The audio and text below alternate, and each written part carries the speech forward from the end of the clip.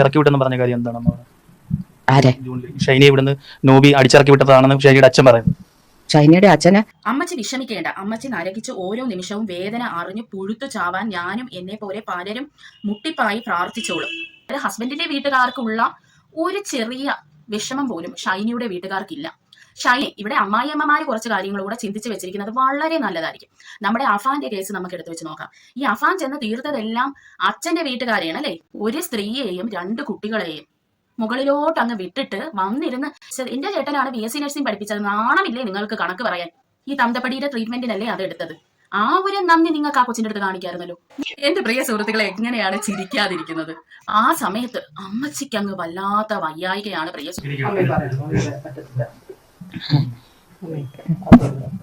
ഈ കുഞ്ഞിനെ ഇപ്പൊ എന്തായി? എന്റെ മോൻ കുടിക്കത്തില്ല, എന്റെ മോൻ ശുദ്ധനാണ്, പക്ഷെ ഇപ്പൊ ജയിലിലാണ് മകൻ കിടക്കുന്നത്. എല്ലാവർക്കും ജൊവീന ജുവൽ വണ്ടേഴ്സ് വ്ലോഗിലേക്ക് സ്വാഗതം. എന്റെ ഈ വീഡിയോ കാണുന്ന എല്ലാ സ്ത്രീകൾക്കും ഹാപ്പി വിമൻസ് ഡേ. എനിക്ക് നിങ്ങളോട് ഈ ദിവസം തരാനുള്ള മെസ്സേജ് എന്ന് പറയുന്നത്, നിങ്ങൾ നിങ്ങളെ സ്വയം സ്നേഹിക്കാനായിട്ട് ശ്രമിക്കുക. അതുപോലെ നിങ്ങൾ നിങ്ങളുടെ സന്തോഷത്തിന് എന്തെങ്കിലും ചെയ്യുക എന്നുള്ളതാണ് ഇന്ന് എനിക്ക് നിങ്ങളോട് പറയാനുള്ള മെസ്സേജ്.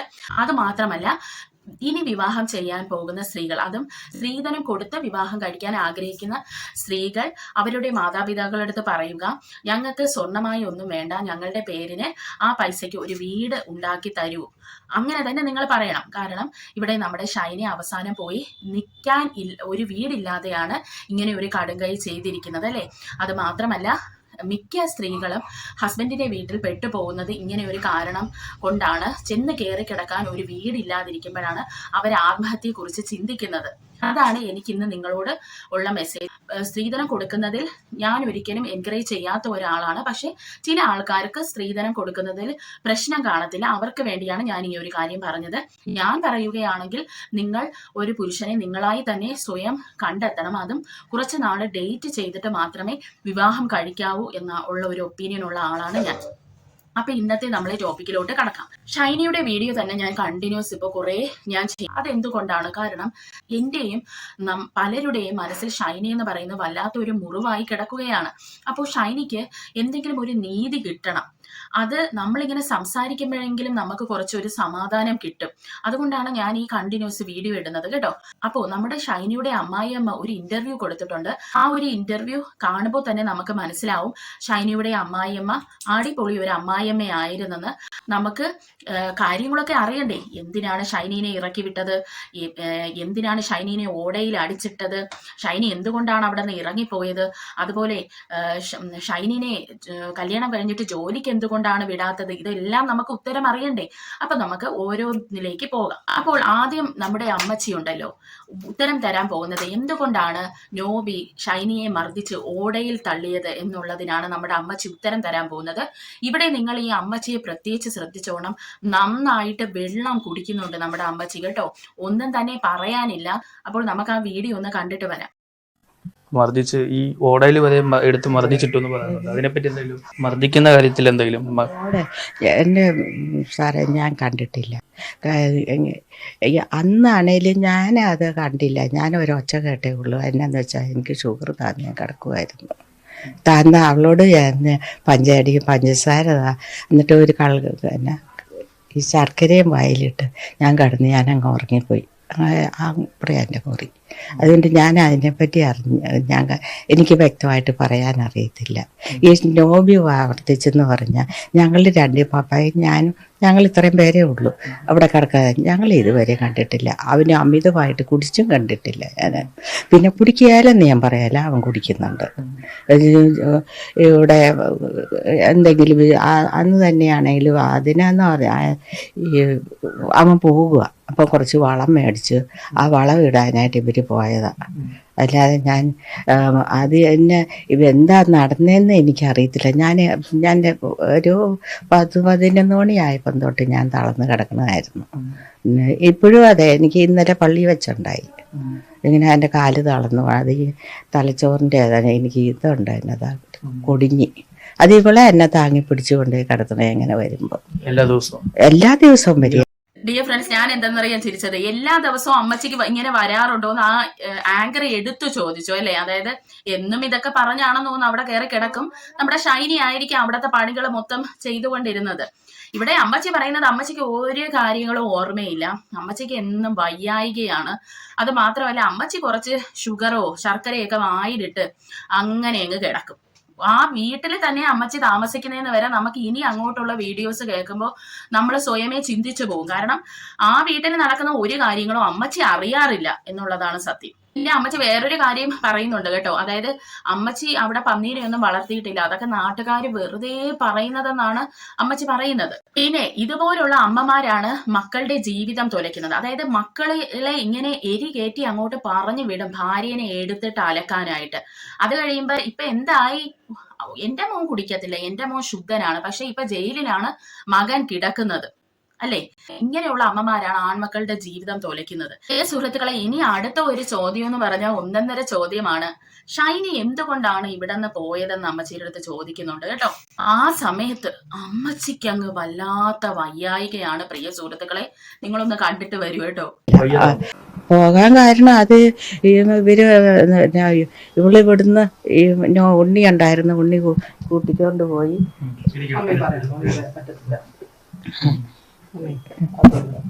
ഈ കുഞ്ഞിനെ ഈ പരാതി കൊടുത്തെന്ന് പറഞ്ഞതിനകത്ത് എന്താ കാര്യമുള്ളത്?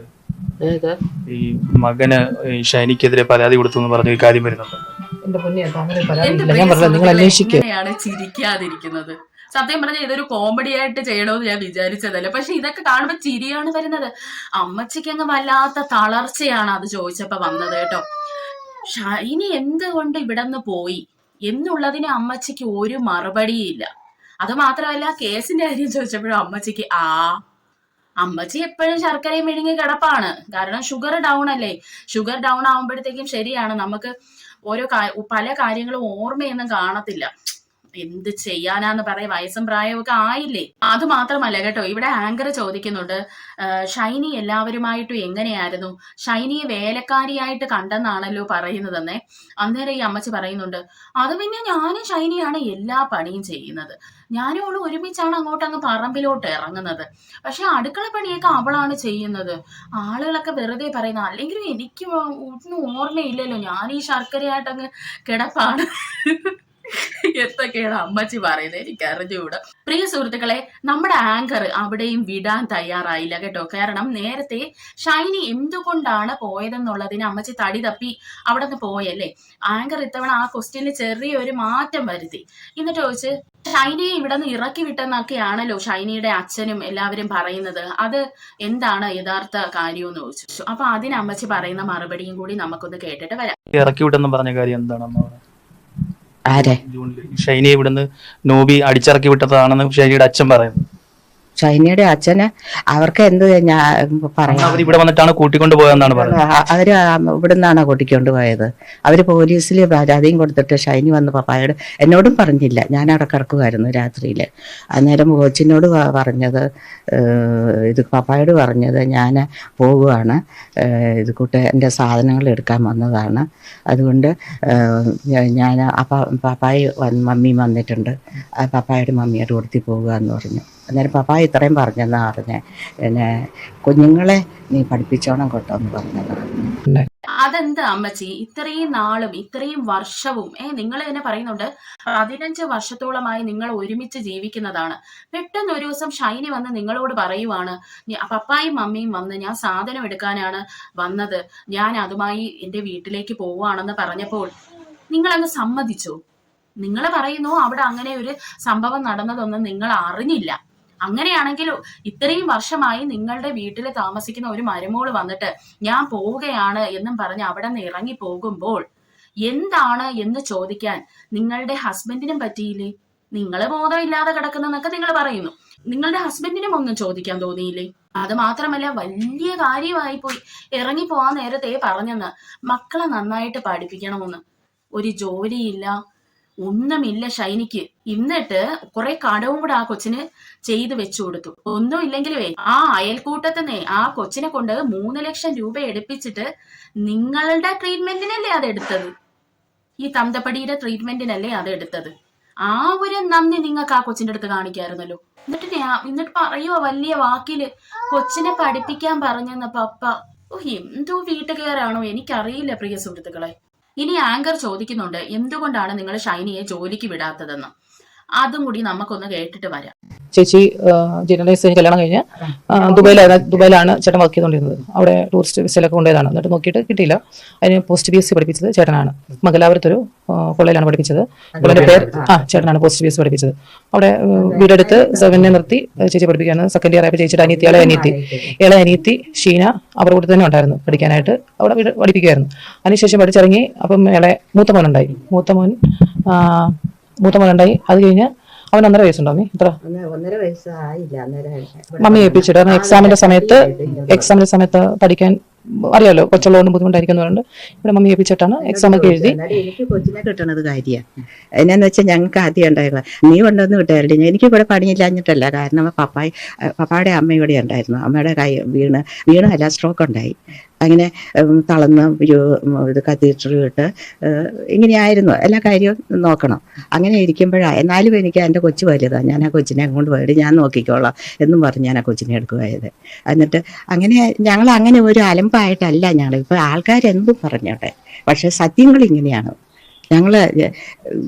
എനിക്ക് പറയാൻ പറ്റിയല്ല, എനിക്ക് വിഷമം വരുന്നു. ഇത് കേട്ടിട്ടുണ്ടല്ലോ, എനിക്ക് പുച്ഛമാണ് ഇവരുടെ അടുത്ത് തോന്നുന്നത്.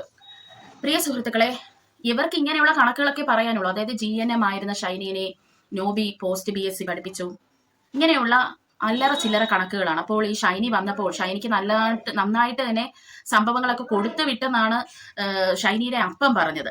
അത് മാത്രമല്ല, ഇവിടെ ഇവരൊരു കാര്യം പറയുന്നുണ്ട്. ദുബായിലായിരുന്നപ്പോൾ സെർവന്റിനെ വെച്ചിട്ടാണത്രേ ഷൈനിയെ പോസ്റ്റ് BScക്ക് പഠിപ്പിക്കാനൊക്കെ നോബി നോക്കിയത്. ശരിയാണ്, ഇവരെ പോലുള്ളവരൊന്നും കൂടെ ഇല്ലായിരുന്നല്ലോ എരികേറ്റി കൊടുക്കാൻ. ചിലപ്പോൾ അത് ശരിയായിരുന്നു കാണും. നോബി സെർവന്റിനെ വെച്ചിട്ട് നന്നായിട്ട് തന്നെ ആയിരിക്കും ഷൈനിനെ നോക്കിയത്. അത് കഴിഞ്ഞ് നോബി എന്താണ് ചെയ്തത്? ഭാര്യനെ നാട്ടിൽ കൊണ്ടുവന്നിട്ട് ഭാര്യനെ തന്നെ വീട്ടിലെ സെർവന്റ് അങ്ങ് ആക്കി ഇത്രയും വർഷവും ഇട്ട് നന്നായിട്ട് തന്നെ നോബി പണിയിപ്പിച്ചു. ഇവിടെ ഈ ആൺകുട്ടിയെ ഇവര് വിട്ടുകൊടുത്തില്ല. ഇപ്പോഴാണ് കാര്യം മനസ്സിലായത്. അതായത് ആദ്യത്തെ ചെറുകുട്ടിയാണ്, അമ്മായിയമ്മയ്ക്ക് ആ കുട്ടിയെ വലിയ ഇഷ്ടമാണ്. അതുകൊണ്ടാണ് ആ മകനെയും വിട്ടുകൊടുക്കാതിരുന്നത്. എന്തുകൊണ്ട് ജോലിക്ക് വിട്ടില്ല എന്നുള്ളതിനൊന്നും അവർക്ക് പ്രത്യേകിച്ച് ഒരു ഉത്തരമൊന്നുമില്ല. പോസ്റ്റ് GNM ആയിരുന്നത് പോസ്റ്റ് BSc പഠിപ്പിച്ചു. അത് കഴിഞ്ഞപ്പോൾ ആദ്യത്തെ കൊച്ചുണ്ടായി, രണ്ടാമത്തെ കൊച്ചുണ്ടായി. അത് കഴിഞ്ഞിട്ട് പിന്നെ കൊച്ചുങ്ങളൊന്നും ഉണ്ടായില്ലല്ലോ. ഇത്രയും വർഷം ആ സ്ത്രീ അവിടെ സെർവന്റ് ആയിട്ടാണ് ആ ഷൈനിയെ ട്രീറ്റ് ചെയ്തത്. അത് 2 കൊച്ചുങ്ങളുണ്ടായി. അത് കഴിഞ്ഞ് എന്തുണ്ടായി അത് നിങ്ങൾ പറയൂ. ഒരു സ്ത്രീയെയും 2 കുട്ടികളെയും മുകളിലോട്ട് അങ്ങ് വിട്ടിട്ട് വന്നിരുന്ന് എന്റെ ചേട്ടനാണ് BSc നഴ്സിംഗ് പഠിപ്പിച്ചത്. നാണമില്ലേ നിങ്ങൾക്ക് കണക്ക് പറയാൻ? ഈ ഒരു വീട്ടിൽ പോയായിരുന്ന ഷൈനി ഈ സെർവന്റിന്റെ പണി എടുത്തിരുന്നെങ്കിൽ ഒരു 10 BSc നഴ്സിംഗ് പഠിക്കാനുള്ള പൈസ ഇപ്പൊ ഷൈനിക്ക് ഉണ്ടാക്കാമായിരുന്നു. അപ്പോൾ ഈ സ്ത്രീ വന്നിരുന്ന് ഇന്ന് തലക്കനത്തോടു കൂടി സംസാരിക്കുന്നത് എന്തെന്നറിയാമോ പ്രിയ സുഹൃത്തുക്കളെ? നിങ്ങൾ ഒരു കാര്യം ഓർക്കണം, നിങ്ങൾക്കും കൂടെ വേണ്ടിയാണ് ഷൈനി സഫർ ചെയ്തത്. കാരണം നിങ്ങൾക്ക് മാറി താമസിക്കാൻ പറ്റിയല്ലേ, അതുകൊണ്ട് നിങ്ങൾക്ക് ഇതിന്റെ ഒന്നും ഇരയാകേണ്ടി വന്നില്ല. നിങ്ങളെല്ലാം കൂടി ആ സ്ത്രീയുടെ ജീവിതമാണ് അവിടെ ഹോമിച്ചത്. നിങ്ങൾക്ക് എല്ലാവർക്കും കൂടി വേണ്ടിയാണ് ഈ അമ്മായിയമ്മ പോരും എല്ലാവരുടെയും ആട്ടും തുപ്പും സഹിച്ച് ഷൈനി നിന്നത്. എന്നിട്ട് കൂടുതൽ ന്യായം പറയലേ പ്രിയ സഹോദരി. ഇവിടെ എനിക്ക് നോബിയെ ഒരു കാര്യത്തിൽ സമ്മതിച്ചേ പറ്റത്തുള്ളൂ. കാരണം ഇദ്ദേഹത്തിന് ഇതൊന്ന് ഊരിപ്പോകാനൊക്കെ പറ്റും, അത് ഉറപ്പാണ്. എങ്കിൽ പോലും നമ്മൾ പല കുട്ടികളെയും ഈ ഹസ്ബൻഡ് ഇങ്ങനെ ശാരീരികമായി മാനസികമായി പീഡിപ്പിച്ചിട്ട് അവര് സൂയിസൈഡ് ചെയ്യുമ്പോൾ ഒരു ഹസ്ബൻഡുമാരും സമ്മതിക്കാറില്ല ഞാൻ കാരണമാണെന്ന്. പക്ഷെ ഇത് നോബി എല്ലാ കാര്യവും സമ്മതിച്ചു. നോബിയുടെ വശത്തുനിന്ന് പിഴവ് സംഭവിച്ചു എന്ന് നോബി സമ്മതിച്ചു. ഇതിൽ നിന്ന് നമുക്ക് മനസ്സിലാക്കാൻ കഴിയുന്നത് നോബി നല്ലൊരു ഇൻഡിവിജ്വൽ ആയിരുന്നു. പക്ഷേ എല്ലാ വശത്തുനിന്നുമുള്ള കുത്തിത്തിരിപ്പ് നോബിയെ ഈ രീതിയിലാക്കി മാറ്റി. ഇനി നമുക്ക് കുറച്ച് മെസ്സേജുകൾ ഇതിന്റെ അടിയിൽ വന്നത് വായിക്കാം കേട്ടോ. അമ്മച്ചി വിഷമിക്കേണ്ട, അമ്മച്ചി നരകിച്ച് ഓരോ നിമിഷവും വേദന അറിഞ്ഞു പുഴുത്തു ചാവാൻ ഞാനും എന്നെ പോലെ പലരും മുട്ടിപ്പായി പ്രാർത്ഥിച്ചോളും. ഇത് ലൈക്ക് ചെയ്തിരിക്കുന്നത് 1200 ആൾക്കാരാണ്. അമ്മച്ചി, നിങ്ങൾ എല്ലാവരും ദൈവത്തിന്റെ പ്രതിഫലം വാങ്ങിക്കാൻ 2 കൈയും നീട്ടിയിരുന്നു. 3 ആത്മാക്കളുടെ ഹൃദയവേദന ദൈവം കണ്ടിട്ടുണ്ട്. തീർച്ചയായും നിങ്ങൾ അനുഭവിക്കും. ഷൈനിയോട് നന്ദിയുണ്ട്, ആ കുഞ്ഞുങ്ങളെ ഒരു വിട്ടുകൊടുത്തില്ലല്ലോ. ശാന്തി ലഭിക്കട്ടെ സഹോദരി. മർദ്ദിക്കുന്നത് ഒന്നും കേൾക്കുകയുമില്ല കാണുകയുമില്ല അമ്മച്ചി, പാവം, എപ്പോഴും ഷുഗർ കുറഞ്ഞ് കിടപ്പ. ഇത് ഈ അമ്മായിയമ്മമാരുടെ സ്ഥിരം പണിയാണ്. അതായത് മരുമക്കളെ കൊണ്ട് പണി ചെയ്യിപ്പിക്കാൻ വേണ്ടി എന്നും തലവേദന, തലകറക്കം, വയ്യായിക, ഇങ്ങനെ ആക്ടിങ് ആണ്. അവര് ജീവിത അവസാനം വരെ ആക്ട് ചെയ്തുകൊണ്ടിരിക്കും. ഈ വിവാഹം കഴിക്കാൻ പോകുന്ന കുട്ടികളോടും ഇപ്പോൾ അനുഭവിച്ചു കൊണ്ടിരിക്കുന്നവരോടത്തും എനിക്ക് പറയാനുള്ളത്, ഒരു ലൈഫേ നിങ്ങൾക്കുള്ളൂ. ഇങ്ങനെയുള്ള വൃത്തികെട്ട സ്ത്രീകളുടെ അസൂയയ്ക്കും കുശുമ്പിനും വേണ്ടി നിങ്ങൾ പോയി നിന്നു കൊടുക്കരുത്. കാരണം ഇവരൊക്കെ ഇവരുടെ കല്യാണം കഴിഞ്ഞ സമയത്ത് അനുഭവിച്ച പല കാര്യങ്ങളും മനസ്സിൽ വെച്ചിട്ട് വന്നു കയറുന്ന മക്കളുടെ മണ്ടയ്ക്കാണ് തീർക്കാൻ നോക്കുന്നത്. അതായത് ഈ സീനിയേഴ്സ് ജൂനിയേഴ്സിനെ റാഗ് ചെയ്യുന്ന കണക്കുള്ള ഒരു സംഭവമാണ് ഇവിടെ നടന്നുകൊണ്ടിരിക്കുന്നത് വർഷങ്ങളായിട്ട്. കാലമൊക്കെ മാറി, അതിനനുസരിച്ച് നമ്മൾ ചിന്തിക്കണം. പിന്നെ ഇവിടെ അമ്മായിയമ്മമാര് കുറച്ച് കാര്യങ്ങളും കൂടെ ചിന്തിച്ച് വെച്ചിരിക്കുന്നത് വളരെ നല്ലതായിരിക്കും. നമ്മുടെ അഫാന്റെ കേസ് നമുക്ക് എടുത്തു വെച്ച് നോക്കാം. ഈ അഫാൻ ചെന്ന് തീർത്തതെല്ലാം അച്ഛന്റെ വീട്ടുകാരെയാണ് അല്ലേ? അത് നിങ്ങളൊന്ന് ശ്രദ്ധിച്ചോളാം. അതെന്തുകൊണ്ടാണ്? ഈ അമ്മയുടെ തെറ്റാണ്. അതായത് ഈ ഷമിയെ ഇവരിട്ട് വിഷമിപ്പിക്കുന്നതും എല്ലാം കേട്ടും അമ്മ വിഷം വരുമ്പോ ഓരോന്ന് പറയൂലേ, കണ്ടോ അവരെന്റെ അടുത്ത് കാണിക്കുന്നതെന്നൊക്കെ പറയൂലോ. ഇതെല്ലാം മനസ്സിൽ വെച്ചിട്ടാണ് ഈ കൊച്ചു ചെന്ന് ഈ അച്ഛന്റെ വീട്ടുകാരെ തന്നെ തീർത്തത്. അപ്പോൾ ഇനിയുള്ള അമ്മായിയമ്മമാരും അല്ലെങ്കിൽ അച്ഛന്റെ വീട്ടുകാരും ഒക്കെ ഇത് വളരെയധികം ശ്രദ്ധിക്കണം. കാരണം പണ്ടത്തെ ആളുകൾ, ഇപ്പൊ നമ്മൾ ഉൾപ്പെടെയുള്ള ആളുകൾക്ക് പേഷ്യൻസ് എന്ന് പറയുന്ന ഒരു കാര്യം ഉണ്ടായിരുന്നു. എന്ത് പറഞ്ഞാലും നമ്മളൊക്കെ അത് ക്ഷമിച്ചും സഹിച്ചും പോകും. പക്ഷേ ഇപ്പോഴത്തെ തലമുറയ്ക്ക് പേഷ്യൻസ് ഇല്ല. കാരണം അവർക്ക് നാച്ചുറലി പേഷ്യൻസ് എന്ന് പറയുന്ന ഒരു സാധനം കിട്ടുന്നില്ല. അവരുടെ കയ്യെത്തും ദൂരത്താണ് എല്ലാ സാധനങ്ങളും. നമ്മളിപ്പോ ഒരു സിനിമ കാണാൻ പോയാൽ നമ്മൾ തിയേറ്ററിൽ പോയി ടിക്കറ്റ് എടുക്കണം. അതിന് നമ്മൾ കുറച്ചു നേരം വെയിറ്റ് ചെയ്യേണ്ടി വരും അല്ലെ? അപ്പോൾ അവിടെ നമുക്ക് ഓട്ടോമാറ്റിക്കലി നമുക്ക് പേഷ്യൻസ് അവിടെ കിട്ടുവാണ്. പക്ഷെ ഇപ്പോഴത്തെ കുട്ടികൾക്കോ ഒരു ക്ലിക്ക് മതി, നമുക്ക് ടിക്കറ്റ് എല്ലാം അവിടെ കിട്ടുവാണ്. അതുകൊണ്ട് തന്നെ ഇവർക്ക് ഈ നാച്ചുറൽ ആയിട്ടുള്ള ഒരു പേഷ്യൻസ് അവർക്ക് ഇല്ല. അതുകൊണ്ട് തന്നെ ഒന്ന് പറഞ്ഞ രണ്ടാമത്തതിന് നിങ്ങളെ തീർക്കും എന്നുള്ളതാണ് സത്യം. അതുകൊണ്ട് ഈ അമ്മായിയമ്മമാര് സൂക്ഷിക്കണം. വളർന്നു വരുന്ന കൊച്ചുമക്കള് ഇപ്പൊ നിങ്ങൾ എടുത്തിട്ട് അലക്കുന്ന ഈ മരുമക്കളെ പോലെ എല്ലാം സഹിച്ച് ക്ഷമിച്ച് നിൽക്കൂല. അവരിതൊക്കെ നോട്ട് ചെയ്ത് വെക്കും, പണിയും കിട്ടും. ഈ അമ്മച്ചി ഒരിക്കലും പ്രതീക്ഷിച്ചില്ല ഇങ്ങനെ ഒരു അടി കിട്ടുമെന്ന്. അതായത് ഇവരുടെ കുടുംബത്തിൽ ആരും തന്നെ ഇത് പ്രതീക്ഷിച്ചില്ലെന്നുള്ളതാണ് സത്യം.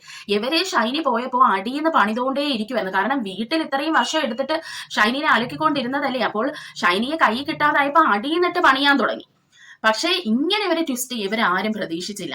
പിന്നെ എനിക്ക് ഒരു കാര്യം പറയാതിരിക്കാൻ മേലെ, പ്രിയ സുഹൃത്തുക്കളെ, നിങ്ങൾ ഈ കാണുന്ന ഈ സ്ത്രീ ഉണ്ടോ, ഞാൻ വട്ടം വരച്ചിരിക്കുന്ന, അവരുടെ കരച്ചിൽ അത് വളരെ ആത്മാർത്ഥതയുള്ളതാണ്. അവരാരെന്ന് എനിക്ക് മനസ്സിലായില്ല.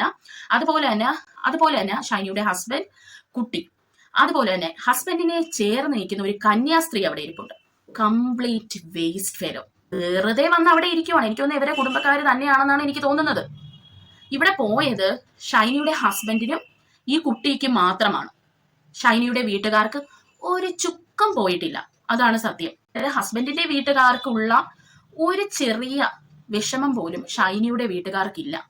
ഷൈനിയെ പോലെ ഒരു നല്ല സ്ത്രീയെ ഇവരാരും അർഹിക്കുന്നില്ലെന്നുള്ളതാണ് സത്യം. ഷൈനി ഇരുന്നിരുന്നെങ്കിൽ ഈ സ്ത്രീ, അതായത് ഈ നോബിയുടെ അമ്മ കിടന്നു പോയാൽ അവര് നോക്കുമായിരുന്നു. അവര് നല്ല ഹൃദയമുള്ള സ്ത്രീയായിരുന്നു. അതുപോലെ തന്നെ ഇന്ന് ഈ ഷൈനിയുടെ അച്ഛനും അമ്മയും ഉണ്ടല്ലോ, മക്കൾ അടുത്ത് പോലും ഇല്ല. നിങ്ങൾ ചിന്തിച്ചോളണം. ഒരു കുട്ടി ഓസ്ട്രേലിയയിൽ, ഒരു കുട്ടി അയർലൻഡിലും, ഒന്ന് അമേരിക്കയിലുമാണ് ഷൈനിയുടെ സഹോദരങ്ങൾ. വേറെ വല്ലവരും ഉണ്ടോ എന്ന് അറിഞ്ഞൂടെ. എന്തായാലും ആ വീട് എംപ്റ്റി ആയിരുന്നു. ഇവര് അച്ഛനും അമ്മയും മാത്രമേ ഉള്ളൂ. ആ അച്ഛനും അമ്മയും നാളെ കിടന്നു പോയാൽ ഒരു ഓൾഡ് ഏജ് ഹോമിൽ കൊണ്ടിടുകയോ അല്ലെങ്കിൽ ഏതെങ്കിലും ഒരു സ്റ്റാഫ് നഴ്സിനെ നിർത്തി ഈ വിദേശത്തുള്ള മക്കൾ നോക്കും. എന്നാൽ ഷൈനി ഉണ്ടായിരുന്നെങ്കിലോ, ഷൈനിയെ സ്നേഹിച്ചവര് കൂടെ നിർത്തിയിരുന്നെങ്കിലോ, അല്ലെ, ഷൈനി ഇവരെ നോക്കിയേനെ.